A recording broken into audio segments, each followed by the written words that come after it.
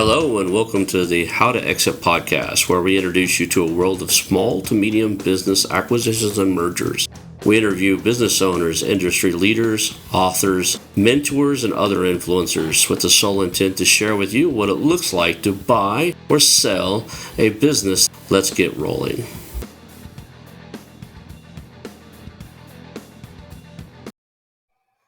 Hello and welcome to the How to Exit podcast. Today I'm here with Freddy Lansky. Freddy is a serial entrepreneur with one exit and two acquisitions, and we're going to chat about the lessons and stuff he picked up from those. Man, thanks for being on the show today. You're coming in from where, like Mexico or Mexico City now? Yeah, I grew up in Atlanta, Georgia, like the suburbs, and I moved to Mexico City about 7 years ago after just being nomadic for 5 years when I was working on my first business and freelancing. But just kind of around 30th birthday, which was about 5 years ago, 6 years ago, I just got tired of moving around constantly. So I ended up with Mexico City as a home base, which is nice. It's very close to the US, but gets all the same benefits and tax benefits, healthcare savings, et cetera, of living abroad. It's interesting.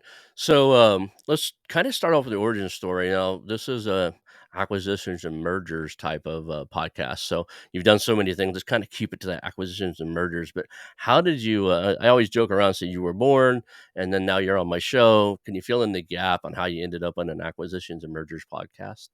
Yeah, well, probably you found me because in 2021, I was looking ferociously to find a business with an SBA loan. I got pre-approved for the loan at different banks and things like that. But at the time, the market was red hot.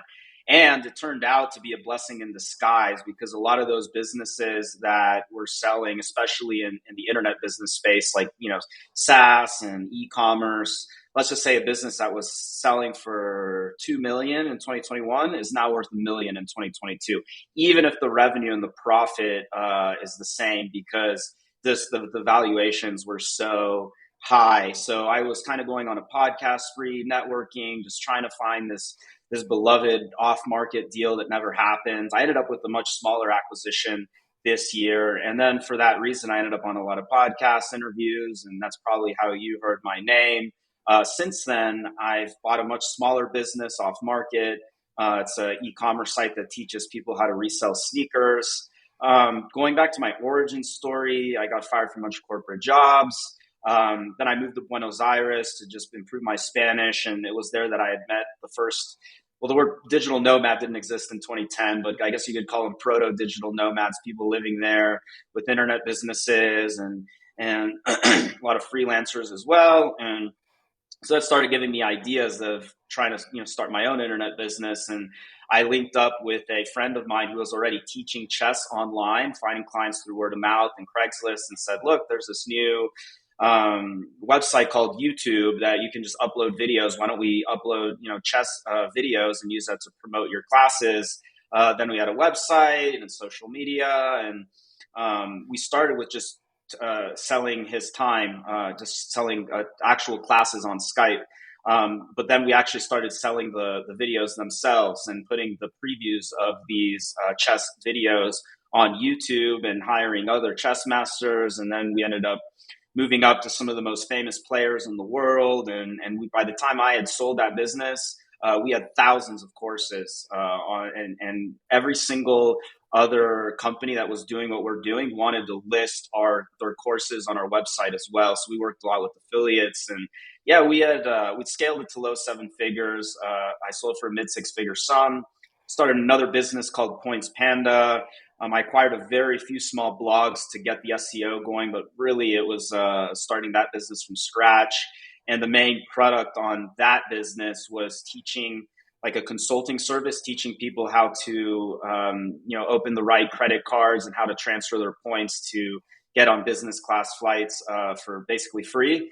And that business was going great until COVID hit, basically killed that business. Since then, I've just been working on the SEO side of things, making a little bit of money with credit card affiliate sales. And and then I moved to trying to get an acquisition, failed at it. Thank God I failed at it. The market was so over jacked up in 2021. I still hope one day to get a 7-figure business with an SBA loan. Now that the market's cooling off, I think that's going to be a project for 2023. Right now, I'm just working on getting this business that's the trailing 12 is about 50 grand profit on 100K revenue. My goal is to get it to about 200K profit, sell it for maybe 800K to a million profit. And then I'll have not just one major exit, but two on my back. And I talked with a lot of investors. They said one isn't enough. They said two is the magic number. If you have two good exits from either starting a business from scratch or from buying one, and you had tripled or quadrupled the profit and the revenue, then investors are willing to talk to you and try to do some kind of mix of getting a business with a mix of investors and SBA loan. I guess, like I said, it was a blessing in disguise. The market was just insane in 2021. I mean, people were paying $1 million for a business that was doing 100K net profit. The numbers made no sense. I mean, the world was upside down. People were paying more for passive investments than they were for active ones, right? So then, like, literally all my friends had just stopped working because they're like, well, I can make more money in crypto and stock trading and literally just doing nothing than to invest and deploy that capital into an active business because the multiples were so high, right? Like, why are you going to pay a 7 or 8x multiple on a business that takes tons of time to run when you could make the same amount of money on a single family unit of real estate, right? It didn't make any sense. But anyways, upside down world is over. The last few months, the whole market's deflated and things are a little bit back to normal. So everybody's gone back to work, apparently, doing productive things. Yeah, I actually think it's going to come down a little bit.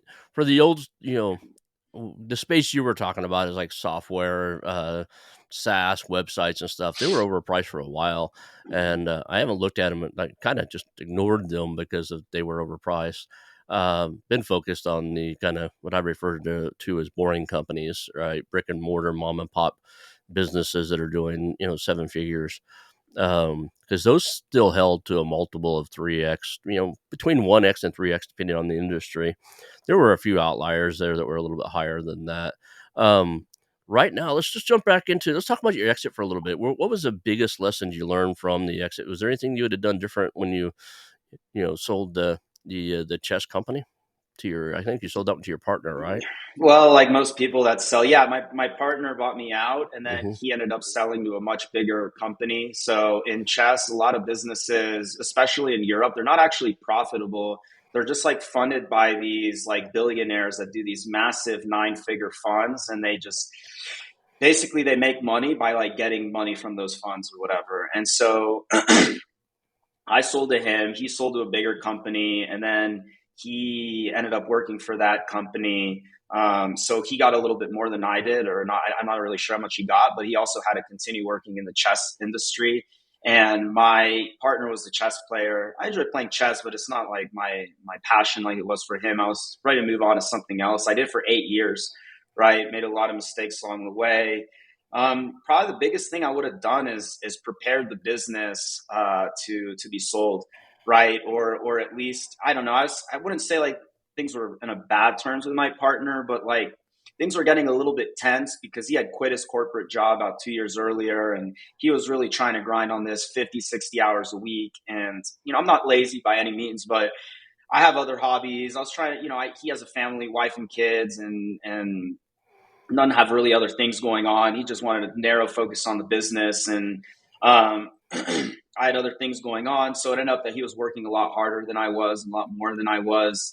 And I think rather than just asking him to buy me out or that I didn't want to work there anymore, I probably should have approached it more from a look, I don't want to work this hard and I want to sell the business. Let's focus on, cutting down the expenses while squeezing out the revenue, getting rid of anything optional we don't need. And then maybe at getting that, net profit, because that was another thing that was frustrating is the profit was trailing at the peak at around a little over 300K on, 1.2 million in revenue. But the last 2 years I was there, it was just stuck at about 200K net profit.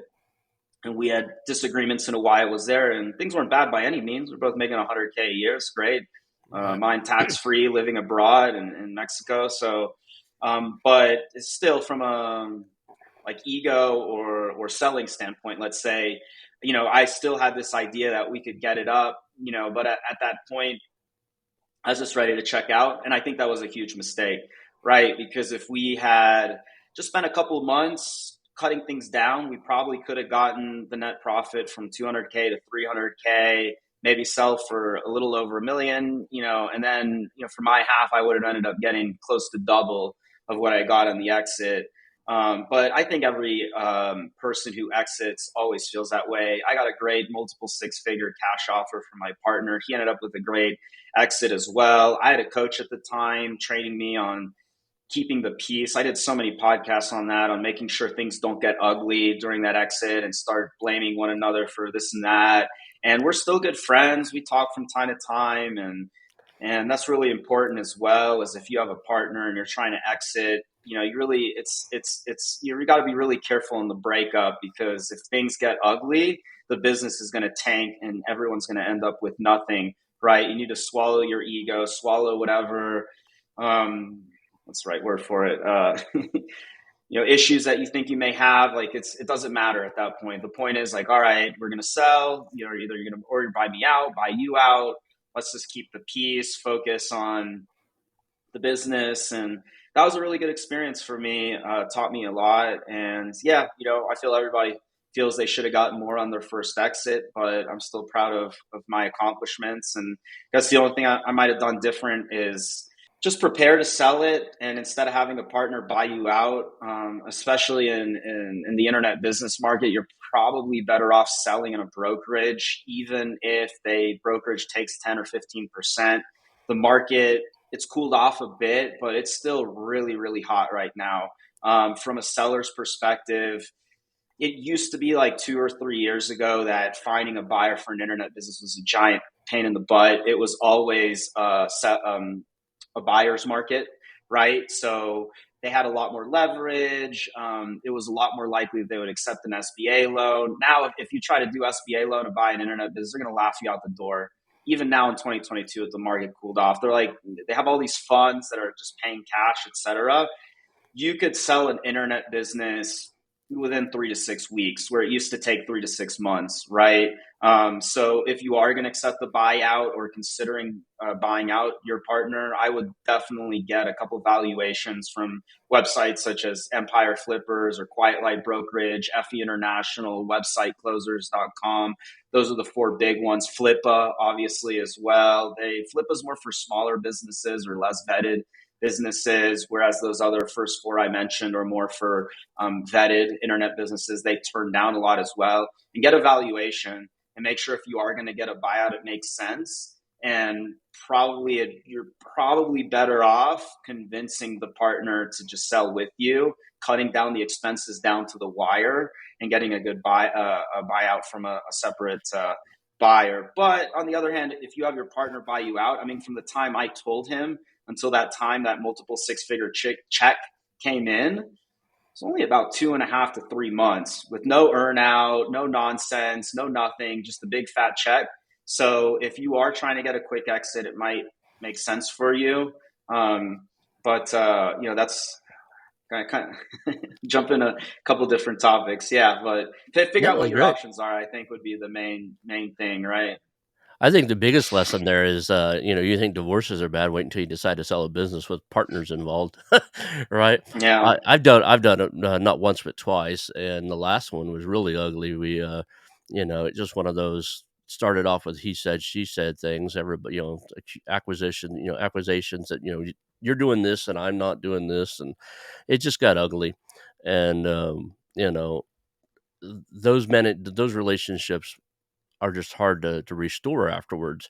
I'm still talking to the guy and we still consider our friends, but there's some resentment because of some of the things that were said and done along that process.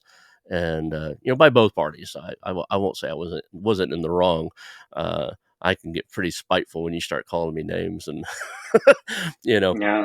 that said, that there's a very valuable lesson there is like, when you're ready to exit, there's a conversation that needs to be had with that partner, get them aligned with that, and then the huge process of going through it.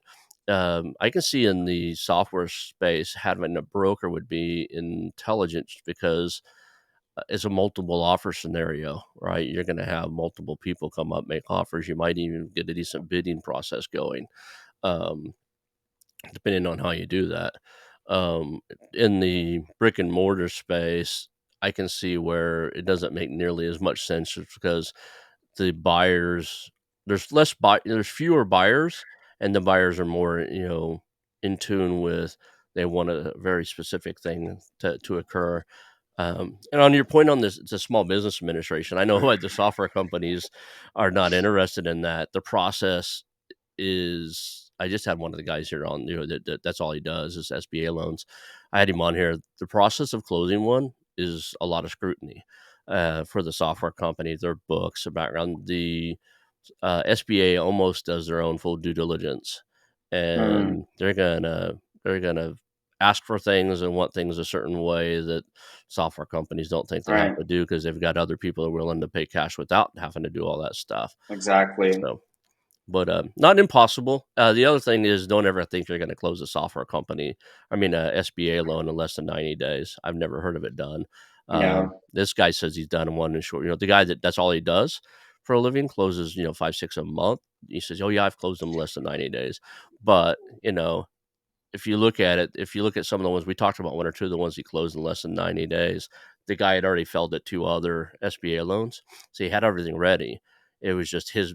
A lot of people don't know that SBA loans are not just the government backed. The local bank is the deciding factor. It's just an insurance policy by the Yeah. Small Business Administration. So the previous two the banks had told him no. He knew exactly what he needed to have in place, and so he came really well prepared. But that Yeah. closing process is brutal, and they want you to Yeah. sign. You're going to have all kinds of personal guarantees. There's no such thing as an SBA loan without personal guarantees. So, they want the rights to your first child, and just you name it. It's crazy, but Yeah. if the reason people do it is it's 10% down, up to $5 million, and Yeah. it's With 30 years to pay it off. you know, 30 No other years. loan's going to give you 30 years at a pretty 30 low years if interest there's rates too, real right? estate involved. It's actually 10 years or something less than that. Oh, right, right. If Yeah. real estate doesn't But make up still, it. 10 years. I mean, it's a long time. Yeah, it's actually, the debt servicing makes it more manageable. So, you know, we were talking a little bit about before the show that you've got, you did I'm going to get this wrong. It's Points Panda. Is that right? That's right. I got it right. So Points Panda, you actually kind of grew from scratch, but you did some acquisition for growth there. You bought some blog. Tiny ones, tiny Yeah. ones. We're talking about like some mom and pop blogs that they had great SEO. They weren't selling anything, but they had lots of backlinks and top ranked articles. And I managed to get two of these in late 2019, early 2020, just before COVID hit. And then I just jumped ship on the project. But that's a really good strategy as well. If there's some smaller blogs in your space and they have great backlinks and they have, you're acquiring the articles and everything, and I paid one. I think it was about $4,000 or $5,000 for a website that had maybe 200 articles, and it also included about 25 articles that were reviews of airline business class seats. And those are really valuable because you actually have to take the long distance business class product in order to properly be able to do that blog article. Otherwise, it's just not going to come out as good. Like, people want to see photos of the seats and the amenity kit and the food and the entertainment system and so on. And those were really valuable. And some of them, like it was on page one for Emirates business class. It was ranking like number 7 on page one on Google. I'm like, wow, this is a really valuable keyword. So I had two of those. And yeah, it worked like a charm. I just 301 redirected it to Points Panda, jacked up the juice a little bit.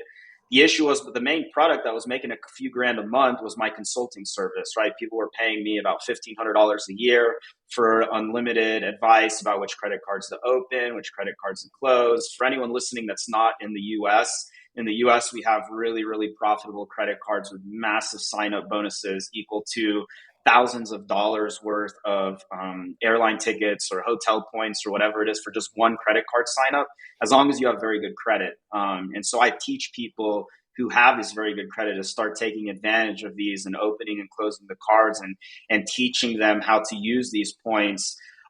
to get business class flights by transferring them to airlines instead of using a portal or a statement credit, right? So you say 100,000 Amex or Chase points might only be worth $1,000 to wipe off a statement credit, but if you transfer it to certain hotels and airlines, you could get $4,000 or $5,000 in value, right? And it was going great until COVID hit. I had 30 clients in February 2020. By April 2020, I had zero.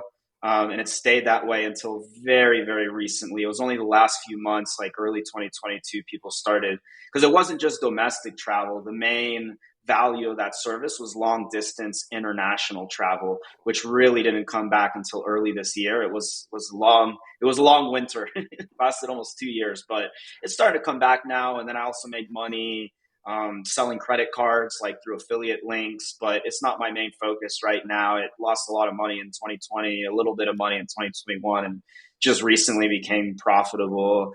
The traffic continues to grow, and long term, I still have. I'm not going to use the P word that you guys always use in buying and selling businesses, the potential word, right? That just gets everybody's eye rolling in real estate, brick and mortar, or internet. It's like you go to one of those houses, all the windows are bashed in. It's like, oh, it's got so much potential, right? But I do think PussPass has got a lot of It's like potential it's right now. the equivalent of the blind date, but they've got a great personality. Yeah. The personality. Points Panda's it's been losing money, but it's got a great. Well, actually, it's not true. The last few months, it's been doing a grand or two of profit, but it's gonna take years for me to pay back the money I lost in 2020 because the rug got pulled so fast on the travel industry. I was spending about 3-4 grand a month on SEO and writers, video editors, graphics. I had a whole operation going, saying, and it was great because I was also spending a few grand, making a few grand a month on the points consulting, but the points consulting got pulled under the rug. So now I'm just making a few $100s a month in advertising. And I said, okay, well, this is April 2020. I think by June 2020, they'll have this sorted out, right? Then it's like August 2020, not sorted out at all. No one's traveling international. And then I finally cut it down to basically 4 or 5 grand a month in expense to about a grand a month in expense. But by then it was too late. I had already lost about 40 grand in the business on false expectations that the international travel would recover much more quickly than it did. Then it basically broke even in 2021, only lost a few grand, which was I'm happy with because the traffic grew tremendously. And yeah, now I'm just focusing on this new business I bought, the sneaker reselling business that's been trailing 12 months revenue is about 100 grand. It's about 50 grand in profit. And really, I really don't care about the month to month profit. I'm really just trying to triple or quadruple the profit in 18 or 24 months in order to sell it for about $1 million, partially because I want the exit, but more importantly, to get to the next phase of my career, which is buying like a $3 to $5 million business with an SBA loan. Just having one successful 7-figure business and then this other side business that was doing kind of good until COVID hit is not enough. I got to take this business that I just bought and quadruple the profit, and then I can show investors that, hey, I'm the real deal. I wasn't a one hit wonder. I've done this twice already. One time I've done it completely on my own without a partner, and then they're more eager to invest. And ironically, when it comes, I don't know that much about brick and mortar, but when it comes to internet businesses, actually the bigger they are, up to an extent, the easier they are to run because you can have better managers, you can have more people in place, more processes in place, give them a couple books to read on traction, EOS, check in once a week, how you guys doing, and basically check out. But if you have a small business, like one of these 100, 200 grand businesses, like you can't hire like all these managers and writers and you have to like, I do the SEO myself. I do the writing myself. I do the videos myself. I do a lot of the management myself. Like you're going to have to be doing it for a long time unless you either want no profit and also, or you're gonna have no profit or no time. You pick one, right? But there's just not enough money to hire all the people in place that you can just do the SOPs and check out, right? So you kind of have to eat dirt for a little while until the business runs itself. But I've looked at these people that have these bigger internet businesses, and it really does get easier. I think with brick and mortar, it's the opposite. It gets harder. I think with maybe not. I don't know. I don't. You're the brick and mortar guy. I don't know Yeah, a lot about it, but I would say that from the brick and mortar, if you're buying anything under probably 5 million in revenue, um, or anything smaller than that, you're probably buying yourself another job, just because there's not enough uh, revenue. I mean, it depends on how profitable they are. But if you look at what a decent general manager makes in almost any market, even in like Tulsa, Oklahoma, which is where I just moved from, you're probably talking about 80K a year. Well, it's really hard to pay that if you're only making 150 or something like that if you buy too small of a business. So that $5 million mark is kind of anything that or above.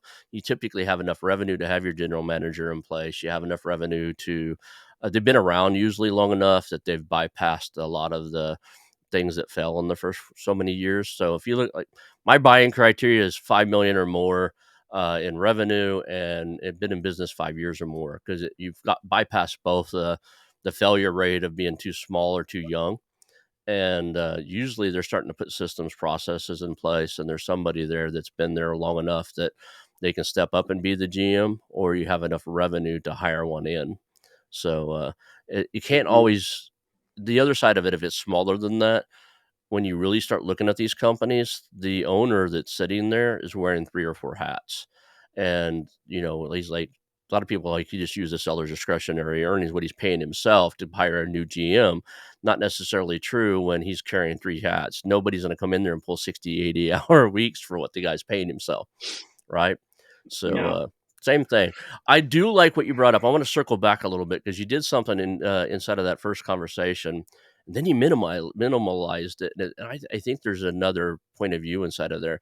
You were talking about the acquisitions of the blogs and stuff being tiny, tiny, tiny, and I would say they're strategic. There's something to be said for buying your customer instead of paying for ads all the time. So you bought those blogs and you bought a can set of a generation tool of eyeballs. So um, I like to look at when I'm looking at industries and stuff. Is there any YouTube, like I call them faceless YouTube channels? So they're not a talking head. It's not like mine.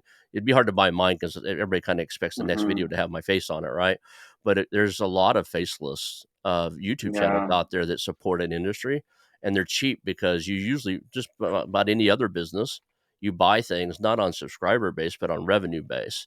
A lot Yeah. of these guys never learn how to monetize their shows. Yeah. So, you I bought can a actually, YouTube channel as well. yeah, Yeah. It was a great deal. I paid $1,500 for a YouTube channel that was doing, say, like $150 a month in advertising just from YouTube ads. YouTube shut the ads down a year later because I yep, wasn't uploading enough video. But the point is that, yeah, that was great. The only issue with buying YouTube and social media is first of all, technically it's not allowed, but that's not really that big a deal because, when people buy businesses, it includes the social media all the time. The biggest issue with YouTube in specific is you can't 301 redirect YouTube videos, right? So if you're going to buy 10 different YouTube channels in the, how to buy and sell, brick and mortar space, you're going to have 10 different YouTube channels. It's going to be very messy. But if you buy blogs, you're buying the website itself. You have full control on what you want to do. So you can either choose to keep it separate and then buy a lot of these sites to just generate backlinks, etc., or you can just roll the site up and just 301 redirect all the articles to your current WordPress and import them, which takes a little bit of work. But that's a great way to juice up your initial website, right? And so if you buy 10 websites, you're more than free to redirect all of them and get all the backlinks and all the SEO juice and everything back to your website. Now, that's just a little more complicated than that. If you did all of that at once, Google would be like, hey, what's going on? And would demote you. But if you do it the right way, let's say there's a lot of different options you could take. You could keep some of them open just for the backlinks and things like that. You could have all of the websites funnel into the same email provider, whatever, the same email list. There's lots of things you could do. But yeah, this is, I think, a big opportunity because I think in most spaces there's a lot of, maybe not so much in the mergers and acquisition space. I think most people are in it for the money on that one. But in lots of spaces, there's just a lot of people that are just fans and they just write or blog or do videos on certain topics with no real intention of monetizing it. And they build up a little, we call it like mom and pop blogs, right? Like in the travel space, it's incredibly common to see people writing about, how they managed to score all these, like middle class people who could never afford, these 5-star hotels or these, long distance first class tickets on their own, how they did it on points, how they managed to, get the kids in business class as well, et cetera. And they paid practically nothing. And they write about it. And they just, a lot of them end up abandoning it, but they end up keeping some of the traffic. Like you can reach out to those people and say, hey, I'm interested. And a lot of times, there was one time I ended up with a great accu-hire. I gave this guy a couple $1,000, and he eventually quit. But he also wrote great articles for our website as well. So you acquire the blog, they already like you because you're also giving them a freelance job. And you get the best of both worlds, right? And you already know they're going to be a fantastic writer because they already have tons of experience writing on exactly the topic or doing videos on exactly the topic that you're looking on. Which, by the way, we could do a whole separate podcast on that. But one of the best places to find employees, at least for internet businesses, for your space, is your own email list and your own group of fans. Right? Because if you go on Upwork or any of these other sites, there's no substitute for people that are actually passionate about your niche, right? So I think that's one place that people really overlook. And yeah, that was an interesting strategy. It's not a game changer, but certainly, really it'll happen by accident anyways, because if you're doing your own deal flow and you're having a VA do like a spreadsheet with like tons of different businesses, they're going to range all the way from no revenue or I don't know, 1,000 a month, all the way to $10 million or 100 million, like the biggest players in the space. As usually the VA is not going to really know the difference. They're just going to be sitting there and just plugging away at every single website and their contact info. And so sometimes these smaller sites that aren't doing any revenue at all shouldn't be overlooked. Like you're just, some of them have a big, the real jackpots in the email list, Mm-hmm. right? If you find a website that's not doing any revenue, but they just happen to have a big email list, email converts so well compared to every other medium. That's really what you want to be looking for. And yeah, it's a good strat. There's so many different strategies to growth hack your business. Another one is getting on a big YouTube channel or convincing a big influencer to work with you that has a lot of followers. And so then they can, my chess business, we did exactly just that, right? There was already some people in the space with hundreds of thousands of YouTube followers to promote us and do some kind of, we didn't even pay them. I forget exactly what their compensation was. Basically, we promoted on our website, whatever, and it was a totally lopsided deal. They ended up, just from one YouTube video, I think we went from like 2,000 subscribers to like 6,000 or something like that from a much bigger channel. So when you're just starting off, it's really, really hard to get momentum on these social media channels and get those first 1,000. The first 1,000 is the hardest. It's way easier because I've done it all to go from 10,000 YouTube or Instagram followers to 100,000 than it is to go from 0 to 3,000. That's just the really hard grind. And so one way to hack that is to, find some of these people to work with you. Awesome. That's great. So I know we're really tight on time today, and I want to cover one more topic before we go. The last acquisition that you had, we're not going to name it stuff, the sneaker business. That's an info product also? So they have 3 info products, like 3 ebooks. One of them, which is really popular, it's 400 pages. So it's not your typical ebook that you just charge $10 and it's just total garbage. But 80% of people don't ask for returns. It's so cheap. It's actually a good $50 ebook that like most people don't return, even though it's kind of Mm-hmm. high price because it's really good. And then we have what's called in the sneaker world, they call it a cook group, which is basically a Discord group that's connected to all these different websites and has a manager as well that's manually putting in all the deals so Yeah. they can get these sneakers before everybody else. And the idea is very simple. They're all mostly kids between the ages of 14, 15 and like 22, 23 looking for a side hustle because they don't, want to work at McDonald's to make $1,000 a month. They'd much rather resell these sneakers, right? So they can go hang out and party. That's their mentality. And so they're looking to buy 10 of these sneakers for $100 and then resell them on eBay for $220 or whatever, and do this each month to make a little bit of money on the side. And so there's a lot of businesses that cater to them, and they get all their information from these groups. And so most of the revenue, or a little more than half of the revenue, is from this Cook group, this Discord group that we charge $40 a month for. And it's a good business, very good model, very big industry. By the way, I only own one pair of sneakers. I don't know anything about this world, but I'm learning about it quickly. I have a real estate portfolio, and a lot of times we bought houses right out of foreclosure, and people would leave all kinds of stuff in them. They would, or I get a rental back, and it'd be full of stuff. And one of the guys that does cleanouts for me, he came up to me and said, "Hey, there's a bunch of sneakers in the closet. Mind if my son wants them? Does they fit him?" He's like, "No, he's going to clean them up and resell them." All right, and so I don't care, take them. It was going to go in the dumpster anyway. So the kid sent me a little thank you note later. He had sold, I think, 11 or 12 pairs. I guess there's some Air Jordans and stuff in there, some vintage Yeah. that were Oh, wow. dusty, but and worn. But he cleaned them up. He actually put new laces in some of them and stuff. And he flipped tennis shoes.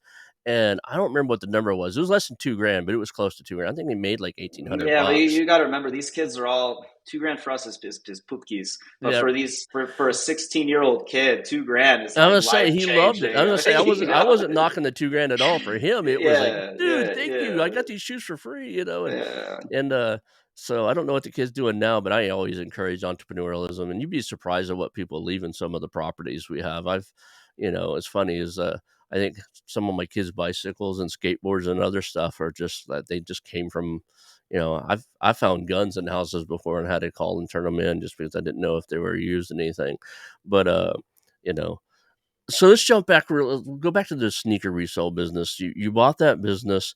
Um, it was you did something in that I do regularly, and before the show started, you said, "Yeah, we don't want to ever do that again." You mind talking about that now, or is that a little sensitive? Or Yeah, sure. I got to be careful not to, defame this person or anything. So I won't mention the name of the business or the name of the person, but they had wanted to stay on the business at 40%, and they were supposed to be the general manager. And the biggest mistake I made is not necessarily keeping the old owner with equity. That's fine. It was letting them work in the business, right?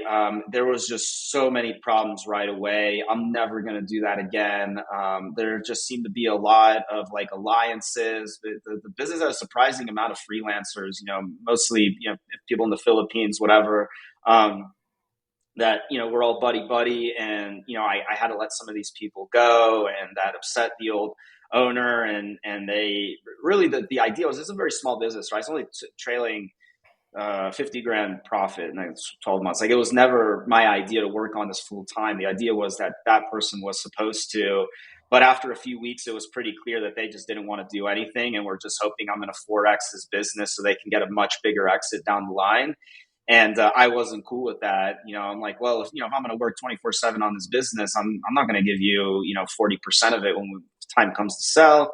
So things got a little bit ugly. I had to spend a few $1,000s on lawyers and to show all the ways that they were breaching the contract. I'd originally tried to loosen up the contract a month in, but then another month went by, and even the more loose contract, they couldn't perform on that either.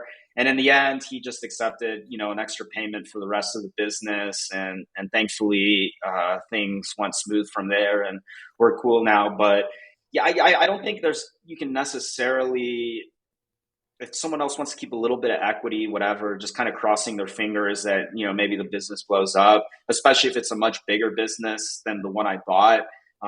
There's no reason, maybe it's part of the deal or earn out. There's nothing wrong with that. But having the old owner have any say in the business whatsoever is it's going to be an absolute nightmare. I learned that the hard way. I was attracted to the deal because of the low multiple. But I really, despite the fact I ended up getting a fantastic deal on this business, I would have just preferred to pay more on a brokerage and not had to have had the 2.5 months of things getting ugly and having to get lawyers involved, especially for such a small deal. Obviously my friendship with this person is toast.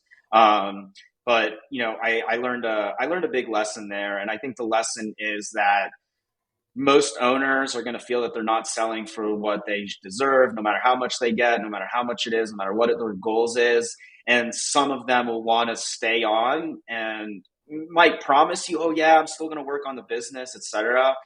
I would really take that with a grain of salt. I think if people are ready to sell, most of the time it's not just about, oh, I just want to buy a house or I just had another kid. A lot of the time, most of the time, they're just checked out. They're just ready to move on. People are, at the end of the day, we're still kids, right? We want a new toy. So, the old toy is getting boring. So they don't want to work on the business anymore. If you see the business has been declining and it hasn't been well run and the person's just kind of checked out, don't kid yourself if they're offering you a good multiple to partner up with you, that suddenly the day that you sign that contract, that they're suddenly going to be a different person and then you're going to be stuck with a terrible partner. Because really this whole deal could have ended up so much worse than it actually did. I was lucky that I managed to write up a very tight contract, to keep the peace, to manage to get them out.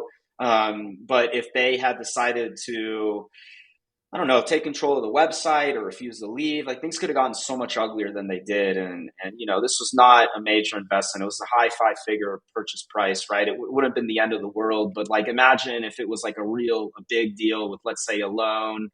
Thankfully with SBA loan, they don't allow the old partner to stay.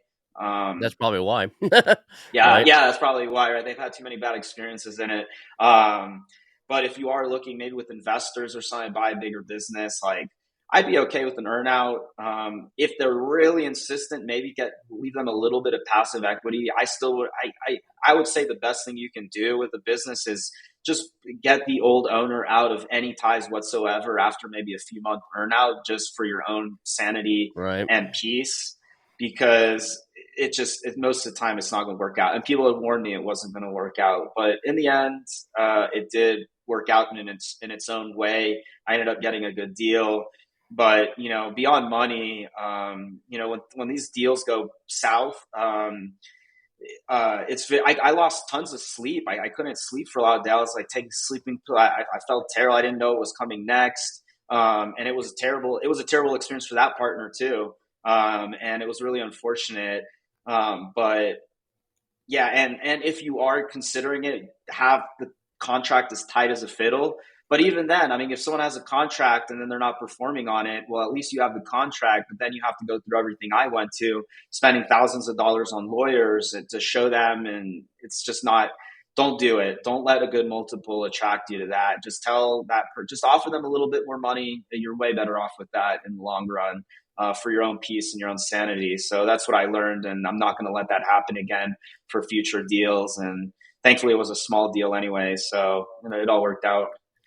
So the other way around it, right, is buy a business big enough that it's producing enough revenue that the company can pay for the attorneys to settle things out. Yeah, Right? yeah, exactly. Like, Right. I agree. I think that if you have a previous owner around, you take most of the say away from them. You take 100% control, even if you only take 60% ownership. You take 100% control, and then you tie performance, metrics to any other money that you can receive. Right? They get to keep their 40% if they perform at a certain level over a period of time. So I know we're short on time here, man. I want to respect your time. You have a hard commitment to get to be somewhere else. So, Yeah, is yeah. there the one thing I like to end the show with every time is, what can myself or the audience do to help you, man? I don't know. Sign up for my concierge service at pointspanda.com. If you have over a 700 credit score and you live in the U.S. and you're not optimizing for these things, you're literally leaving thousands, if not tens of thousands of dollars worth of hotel and airline stays on the table here. I mean, you could just basically have your vacation for free every year, and I teach people how to do that. You don't need to have an internet business that's spending $20,000 a month, even though that, of course, that helps a lot. and you don't need to be a corporate frequent flyer who's jet setting every minute. All you need to do is have a decent credit score, and just follow the formula, and that's what I help people do. And yeah, you can do that. And if you want to reach out to me, I'm on LinkedIn. The link is there, or you can just reach out to me at Freddy with the Y, Freddy at pointspanda.com. Awesome. Well, I appreciate having you on the show. I am going to end the show right now so you can get where you need to go. Thank you for being here today. And that's the show, guys. All right. Thanks so much.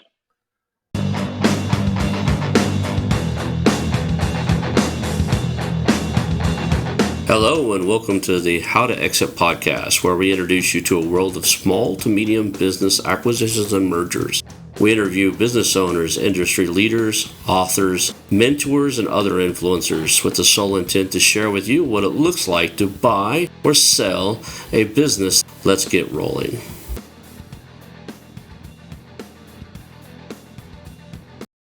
The Investors and Entrepreneurs Professional Mastermind. The Investors and Entrepreneurs Professional Mastermind combines the traditional peer-to-peer mastermind introduced first in Napoleon Hill's famous book, Think and Grow Rich, with accountability partnering, where your peers help you ensure that you set goals, take actions, and get results. If you want to scale, blow past roadblocks, and achieve success faster than you might think is possible, I suggest you take a visit over to TIEPM.com. That's TIEPM.com and check out the Investors and Entrepreneurs Professional Mastermind.